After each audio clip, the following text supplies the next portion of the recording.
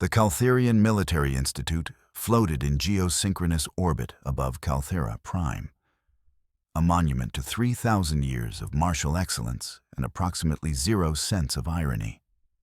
Its crystalline spires reached toward the void like the fingers of a particularly ambitious deity, each tower humming with enough destructive potential to vaporize a small moon. Or a large moon, if you weren't particular about doing it quickly. Inside this bastion of military perfection, Supreme Commandant Vex Thor stood before a holographic display, his 4 eyes narrowing in what could only be described as profound regret. The display showed personnel files, diplomatic agreements, and one particularly problematic document with the seal of the Galactic Cooperation Initiative stamped across it in cheerful, optimistic colors. "Remind me again," Vex Thor rumbled, his mandibles clicking in agitation, "why we agreed to this human exchange program." His adjutant, a slender Formayan named Kess, consulted her datapad with the resigned air of someone who had answered this question 17 times already. "Diplomatic relations, sir. Cultural exchange. The advancement of interspecies cooperation and mutual understanding." "Mutual understanding," Vex Thor repeated, tasting the words like they were spoiled protein paste. "The humans have been in space for what? 200 of their years? We've been perfecting combat doctrine since before their ancestors discovered fire. What exactly are we supposed to learn from them?" Kess wisely said nothing. The transport shuttle was already docking. The human arrived precisely on schedule, which was the first surprise. Most species new to galactic civilization struggled with the concept of relativistic time dilation and showed up either 3 days early or 2 weeks late, usually with elaborate excuses involving quantum uncertainty. This one walked off the transport ramp with a duffel bag, standard-issue boots, and the kind of confident stride that suggested she either knew exactly what she was doing or had absolutely no idea and refused to let that stop her. Her name was Kira Valdez, according to the file. 23 standard years old.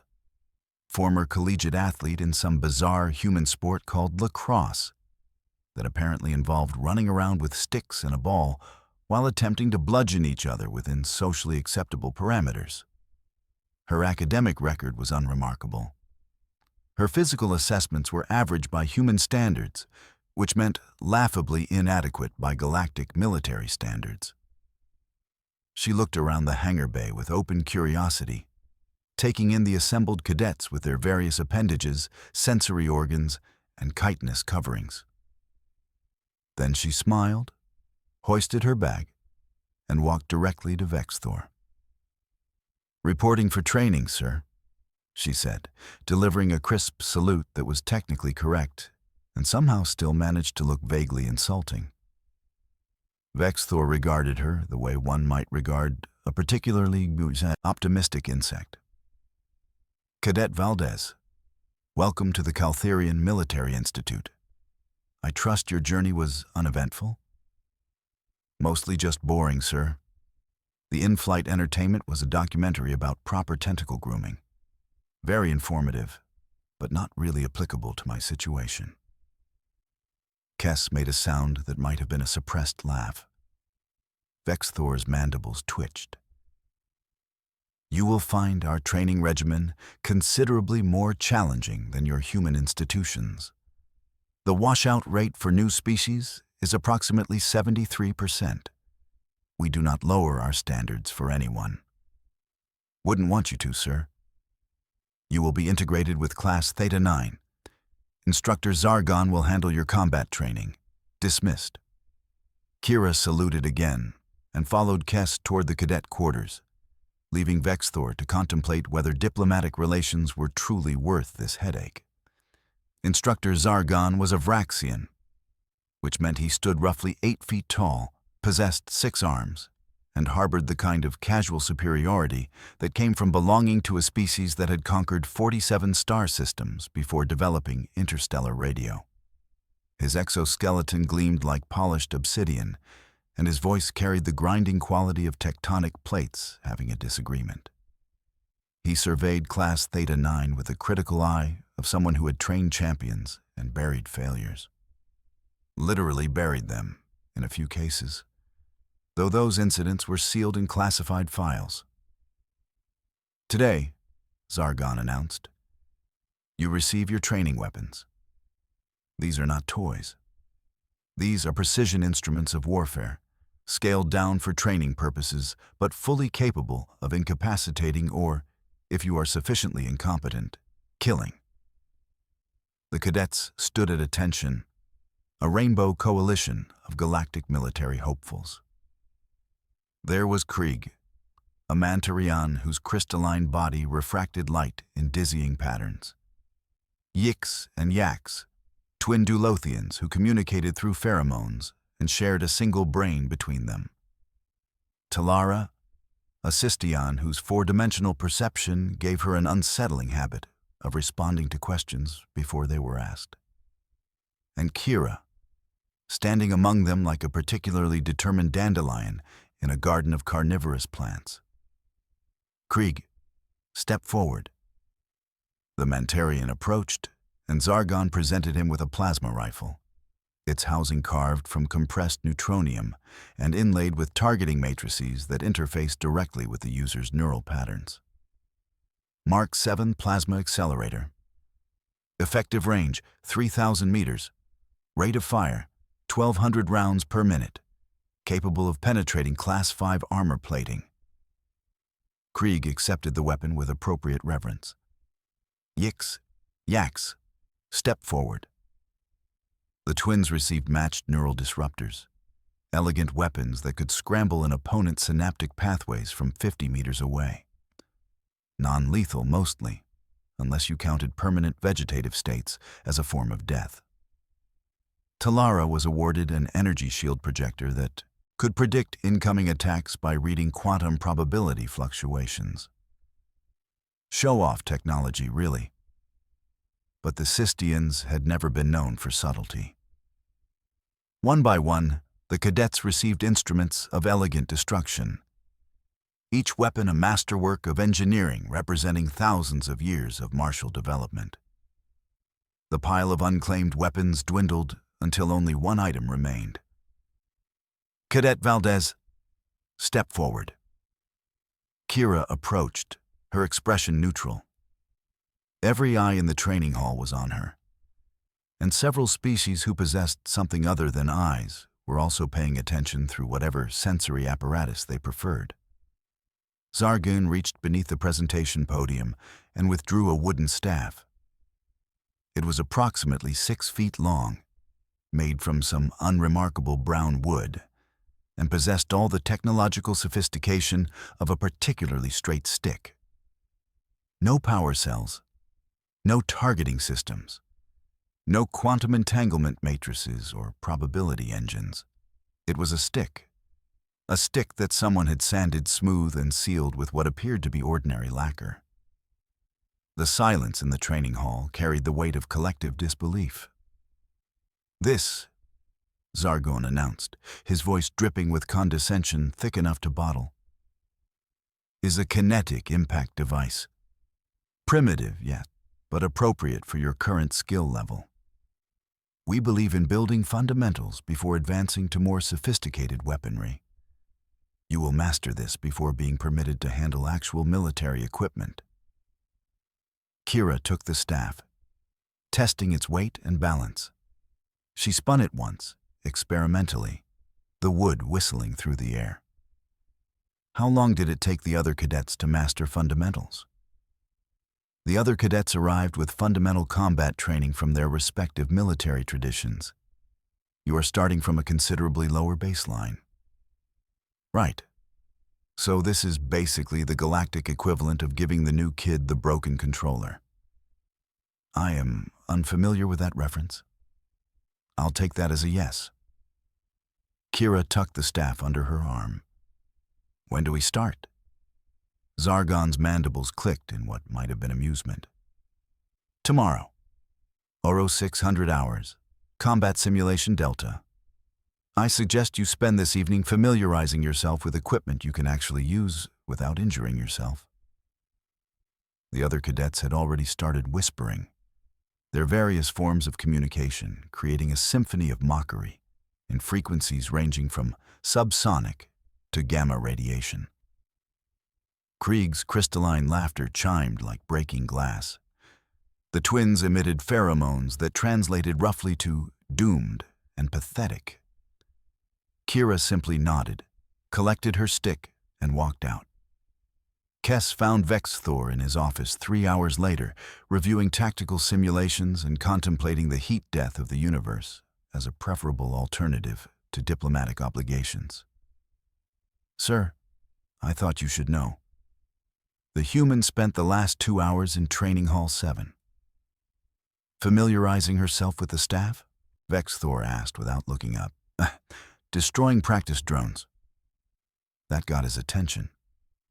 Excuse me? She programmed a dozen Level 2 combat drones and has been fighting them continuously. Current success rate is approximately 40%.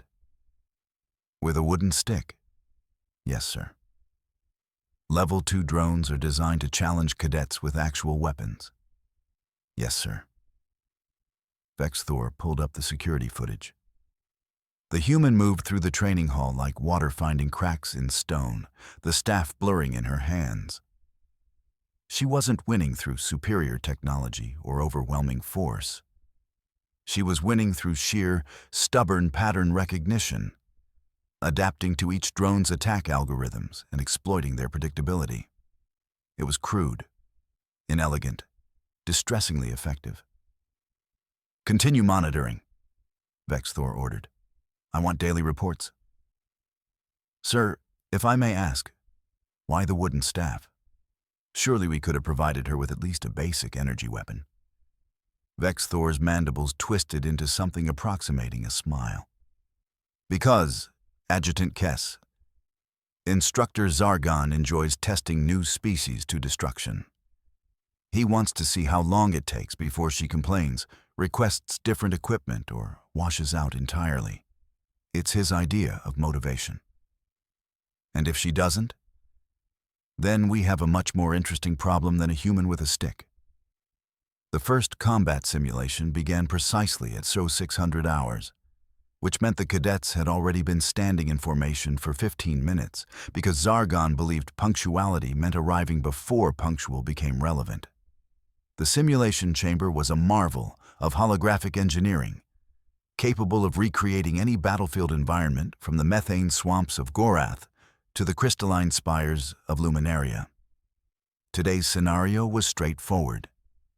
Urban combat in a generic city environment.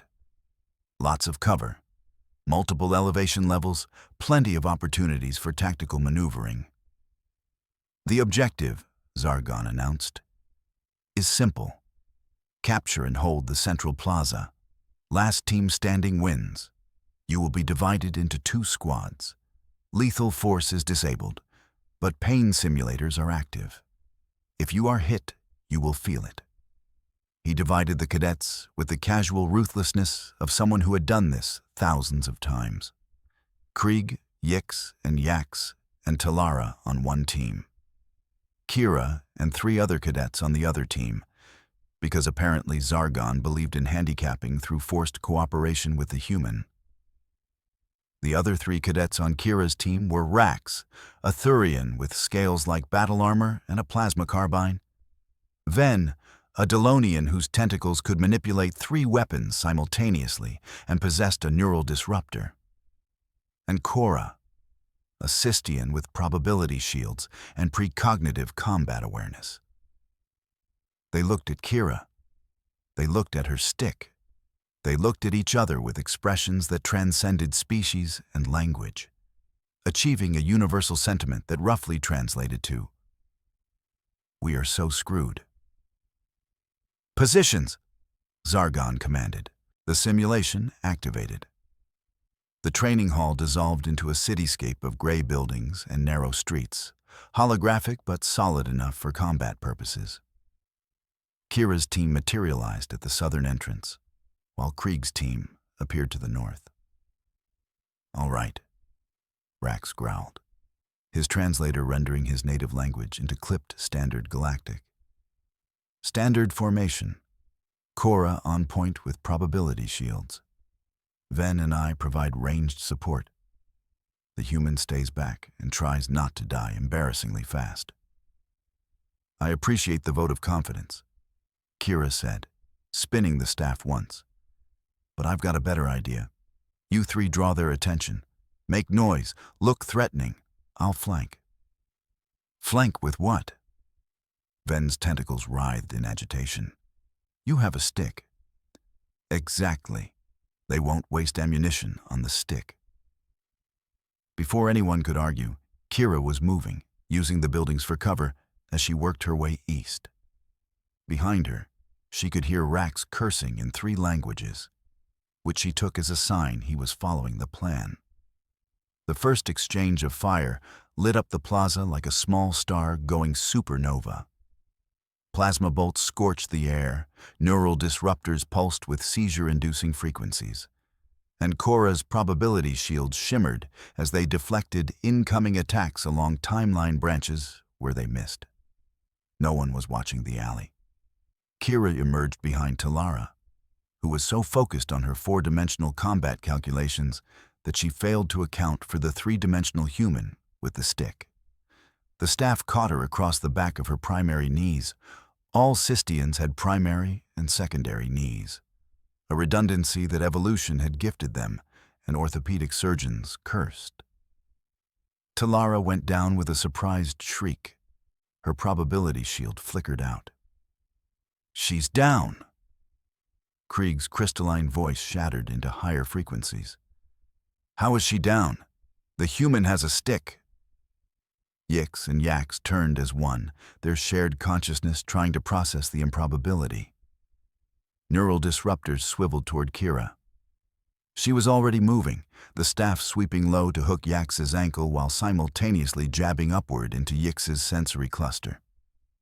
The twins' shared brain experienced simultaneous confusion, and they tumbled into each other like a pair of confused puppets. That left Krieg, who finally brought his plasma rifle to bear.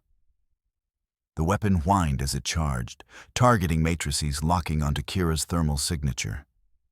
She threw the staff, not at Krieg, at his rifle. The wooden staff struck the plasma accelerator's charging chamber at precisely the wrong moment, disrupting the magnetic containment field. The weapon didn't explode. Safety protocols prevented that. But it did discharge its entire power cell in a brilliant flash that left Krieg's photoreceptors temporarily overloaded. Kira caught the staff as it bounced back, rolled forward, and swept Krieg's legs out from under him. The Mantarian hit the ground with a sound like a wind chime falling downstairs. Silence descended over the simulation. "Simulation complete," the computer announced. "Victory, Blue Team. Time elapsed. 4 minutes, 17 seconds. Zargon stood motionless, all 6 arms frozen in positions that suggested his brain was experiencing a processing error. Around the observation deck, other instructors had stopped their own evaluations to stare at the holographic playback. "That," one of them finally said, "should not have been possible." "The human defeated 4 cadets armed with advanced weaponry," another observed, "using a wooden stick." "Yes, thank you. I was present for the same combat simulation you witnessed." Zargon's voice could have etched glass. "Deactivate the simulation." The cityscape dissolved. The cadets stood in the training hall again, some looking dazed, others looking at Kira with expressions ranging from shock to something approaching respect. Krieg recovered first. "Lucky shot." "4 lucky shots," Kira corrected, leaning on her staff. "Maybe 5, depending on whether you count the twins as 1 or 2. "Anomaly," Talara insisted, her 4-dimensional awareness apparently unable to account for embarrassment. "Statistical improbability. Won't happen again." You're right, Kira agreed. Next time you'll be expecting it, which means I'll have to try something different. Zargon descended from the observation deck like an oncoming storm system. Cadet Valdez, interesting performance. Care to explain your tactics? Sure. You gave me a weapon no one respects, so no one considered me a threat. I used that. Also, everyone here relies on their technology so much that they forgot to watch their backs. In lacrosse, we call that ball watching. You get so focused on the ball that you miss the player about to check you into next week. This is not your primitive human sport. No, sir. But people are people mostly, even when they're not technically people. Everyone has patterns. Everyone has blind spots. Technology just gives you more complicated ways to make the same basic mistakes. One of the observing instructors, a grizzled Korthian named Mex Tar, actually laughed. The human has a point, Zargon. When was the last time any of us practiced fighting without our equipment? Zargon's mandibles clicked rapid-fire irritation. Irrelevant. Modern warfare is technological. Primitive combat techniques are historical curiosities. Then why do our combat doctrine manuals still include chapters on equipment failure scenarios? Mextar countered. This discussion is over. Class Theta 9, you are dismissed. Tomorrow, Soro 600 hours, be prepared for advanced scenarios. As the cadets filed out, Krieg fell into step beside Kira. His crystalline body still showed stress fractures from hitting the ground. That was humiliating. Yeah, probably. Want me to teach you the leg sweep? Might be useful if someone gets past your rifle. Krieg's photoreceptors pulsed in colors that didn't translate. You're serious? Completely. Look, I'm going to be here for 6 months.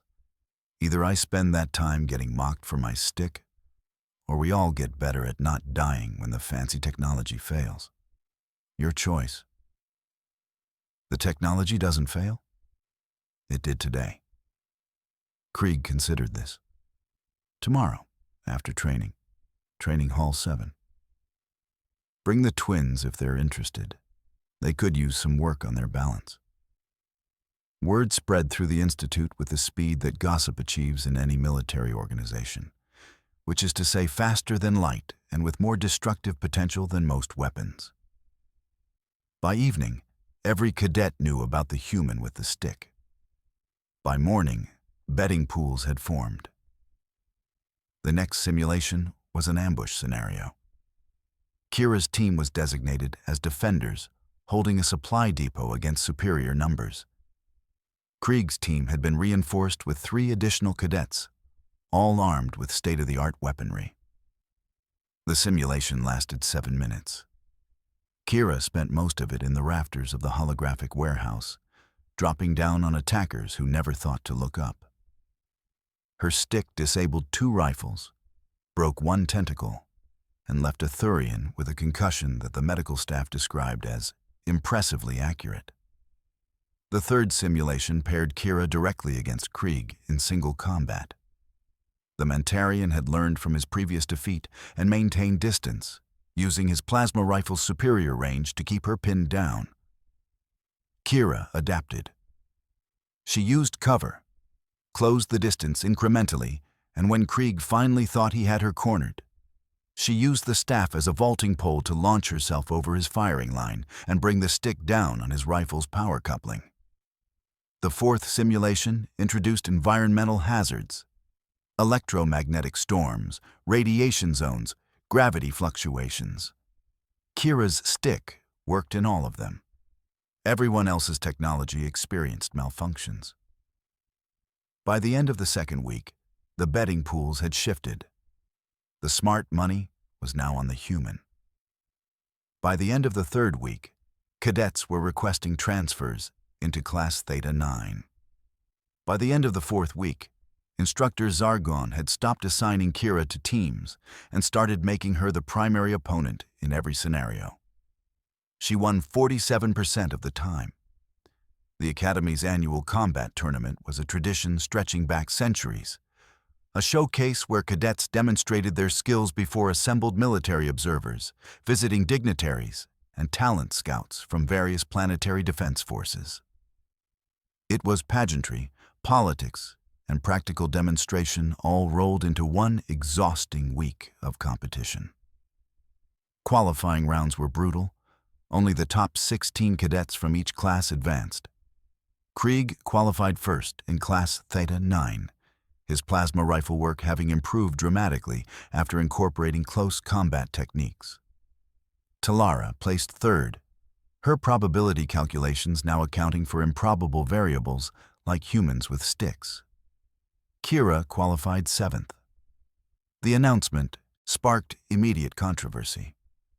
Half the institute claimed she'd earned it through skill. The other half insisted she'd simply been fortunate to face opponents who underestimated her. The betting pools achieved record volume, with odds running 30-1 against her winning more than a single match. The tournament brackets were announced with appropriate ceremony. Kira's first opponent was a Calacian named Vorth, armed with a particle beam projector and an exoskeleton that tripled his strength. His record was flawless.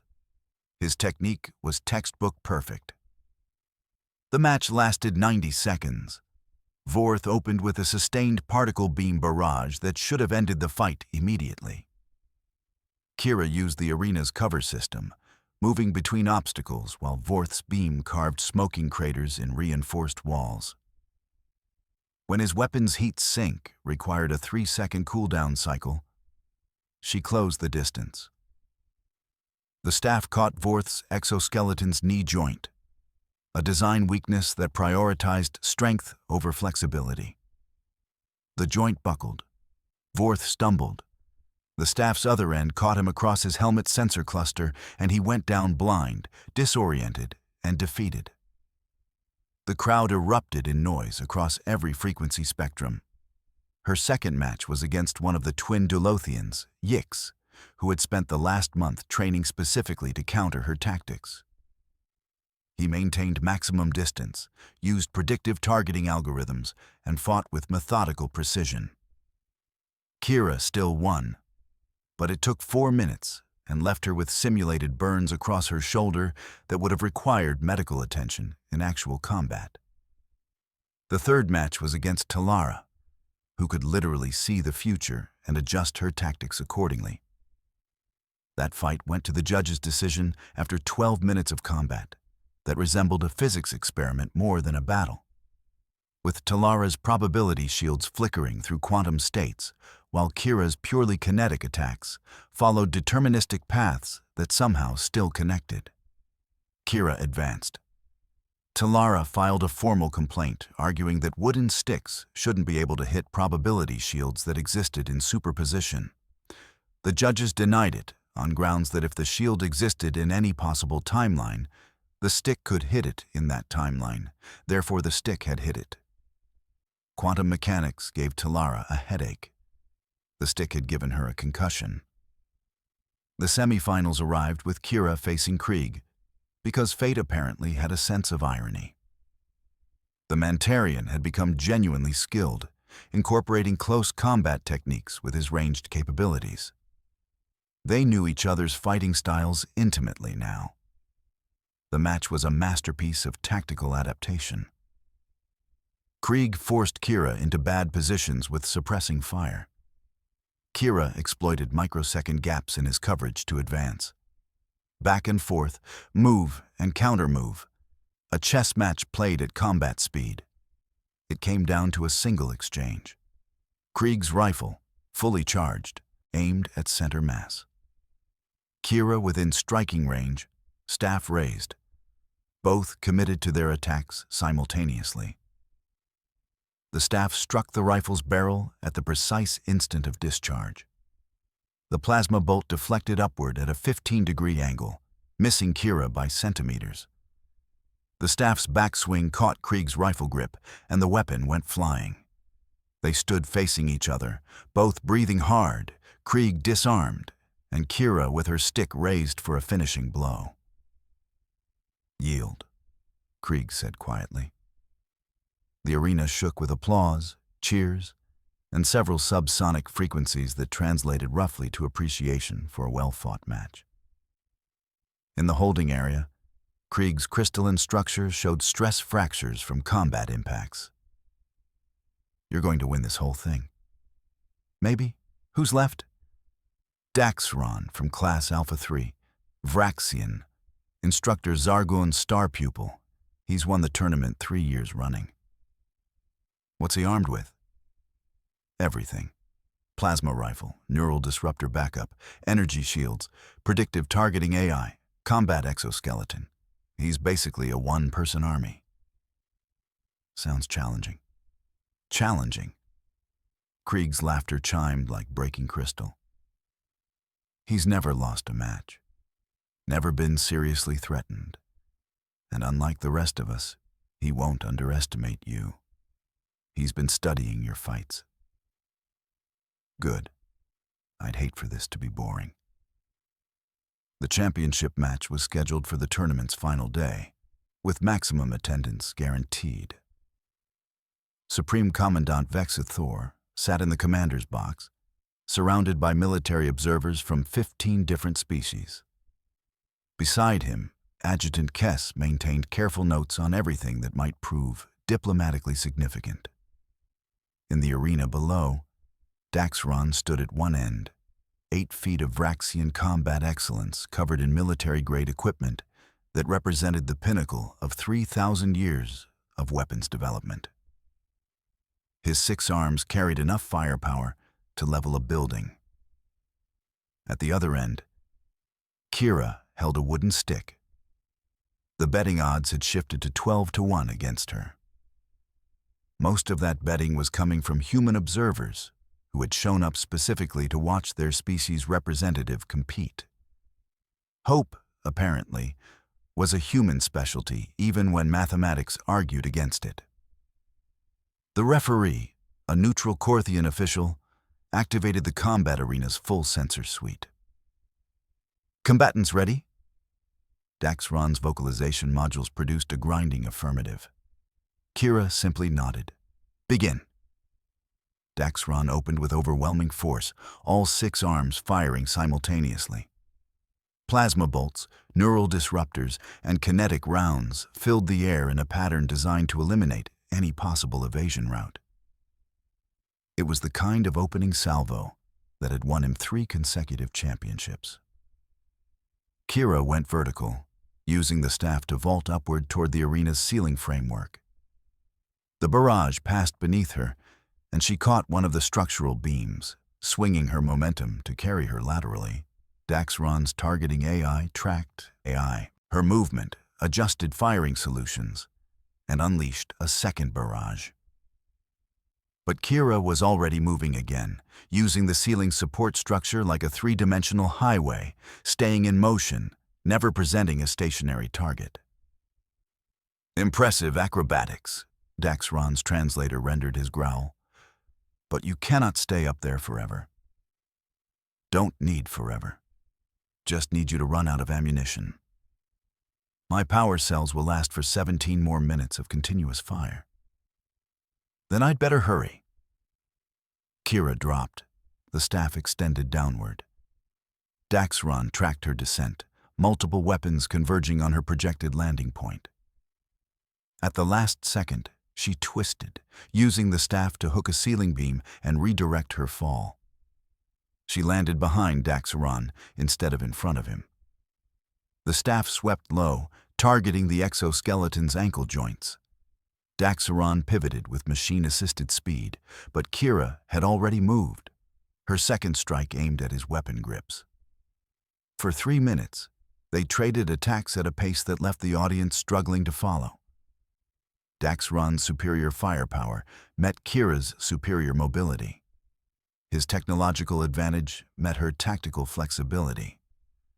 And slowly, incrementally, the wooden stick began finding targets. A strike to a rifle's targeting sensor, a tap against a power coupling, a thrust that forced Daxron to choose between maintaining position and protecting his equipment. You're fighting my weapons, Daxron observed, his respect audible even through the translator. Not me. You're just the guy holding them. Tactical error. I am Vraxian. We are warriors before we are weapons operators. Two of his arms holstered their firearms. The exoskeleton's strength enhancers engaged fully. He rushed forward with speed that should have been impossible for something his size. Kira met the charge, staff braced. The impact sent her sliding backward 3 meters, boots scoring lines in the arena floor. But she stayed on her feet. They fought at close range now, and Daxron's 4 remaining arms gave him an overwhelming advantage. He could attack from multiple angles simultaneously, while Kira's staff could only block one direction at a time. She compensated by not being where his attacks expected her to be. Duck under this strike, sidestep that grab, use his own momentum against him. It was lacrosse body checking, elevated to mortal combat. Every impact calculated, every movement precise. The staff caught Daxron's remaining rifle and sent it spinning away. One weapon down. His neural disruptor came up, point-blank range, no possible evasion. Kira jammed the staff into the weapon's emitter array the instant before it fired. The neural disruptor's pulse reflected back into its own housing, and the weapon shut down with a sad, electronic whimper. 2 weapons down. Daxron still had his energy shields and 4 arms worth of enhanced strength. He grabbed for the staff, intending to simply rip it from her hands. Kira let him take it. For exactly half a second.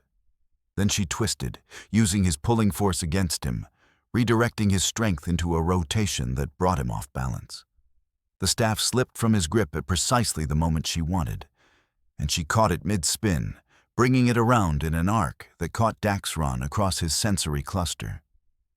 His shields flared, absorbing most of the impact.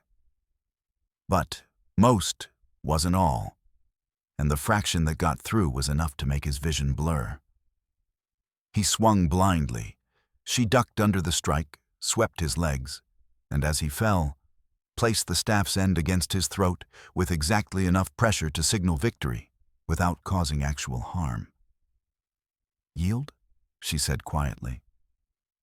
For a long moment, Daxron lay there, every combat algorithm in his augmented brain trying to find the sequence of decisions that had led to this outcome.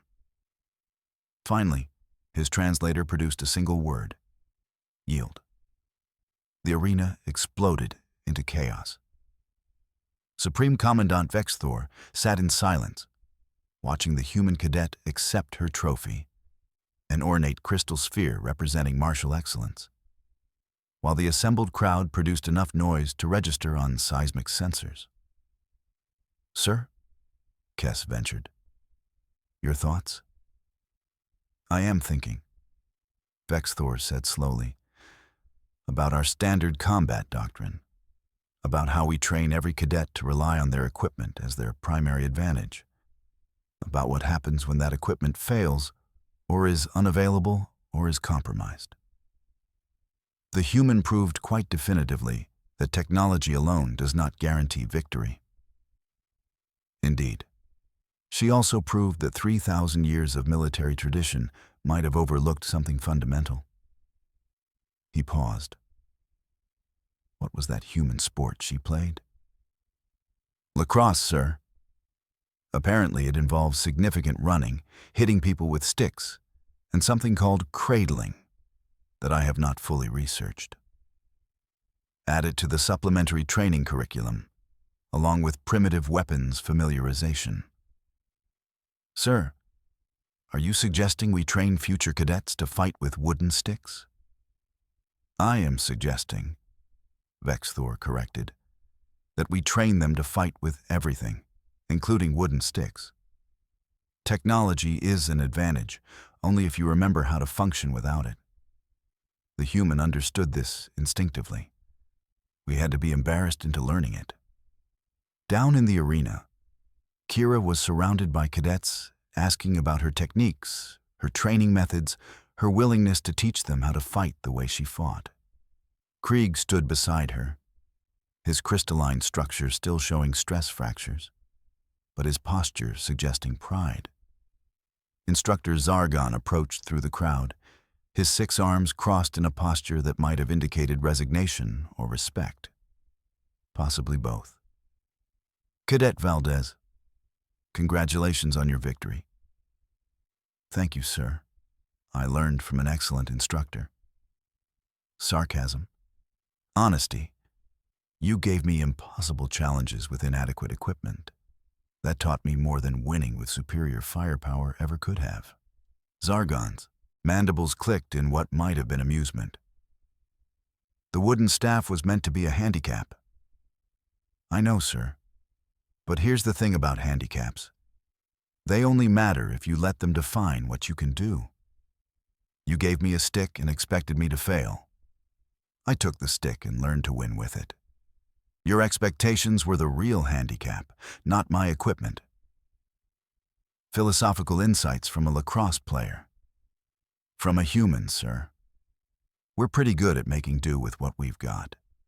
3,000 years of military tradition is impressive, but we've got a few million years of hitting things with sticks and making it work. Zargon actually laughed, a sound like grinding metal that somehow conveyed genuine humor. The Academy will be implementing new training protocols, primitive weapons familiarization, close combat without technological enhancement. We are calling it the Valdez Protocol. That's going to look great on my resume. See that it does. Dismissed, champion. 6 months later, Kira Valdez departed the Caltherian Military Institute with honors, commendations, and a wooden staff that had been ceremonially upgraded to include decorative carvings from 15 different species. The staff still didn't have any technology in it. It was still just a stick. It had still defeated plasma rifles, neural disruptors, probability shields, and every expectation the galaxy had about what humans could accomplish. Supreme Commandant Vex Thor watched her shuttle depart and turned to Kess. Make a note. Next year's human exchange program should include multiple participants. If one human with a stick can revolutionize our combat doctrine, imagine what several of them could accomplish. Sir, do you really believe the rest of their species possesses similar capabilities? I believe, Vex Thor said thoughtfully, that any species creative enough to invent lacrosse and then send their players to military academies armed with sticks deserves closer attention. Also, I want to watch our instructors' reactions when the next group arrives. Diplomatic relations, sir. Diplomatic relations, Vex Thor agreed, and perhaps a healthy dose of keeping the Academy on its toes. Complacency is the enemy of excellence, Adjutant. The human reminded us of that. Far below, in Training Hall 7, Class Theta 10 was beginning their first combat simulation. Half of them carried standard military weapons. The other half carried wooden staffs and looked unreasonably confident about it. Instructor Zargon watched them with the resigned air of someone who had spent 3,000 years perfecting combat doctrine, only to discover that sometimes the most sophisticated weapon was the one that made you think differently. In the observation deck, betting pools were already forming. The smart money was on the cadets with sticks. Nobody found that surprising anymore. The galaxy, it seemed, was learning that humans had a particular talent for taking what they were given, deciding it was sufficient, and then proceeding to demonstrate exactly why everyone else's assumptions had been entertainingly wrong. And somewhere in the diplomatic archives, filed under Lessons from the Human Exchange Program, there appeared a new entry. Never underestimate a species that plays competitive sports involving sticks. They've been practicing longer than you've existed, and they're better at it than you'd ever believe possible. The wooden staff hung in the Academy's Hall of Champions, mounted beside plasma rifles and energy swords and probability weapons. A monument to the idea that sometimes the best technology is the kind that makes you remember how to think.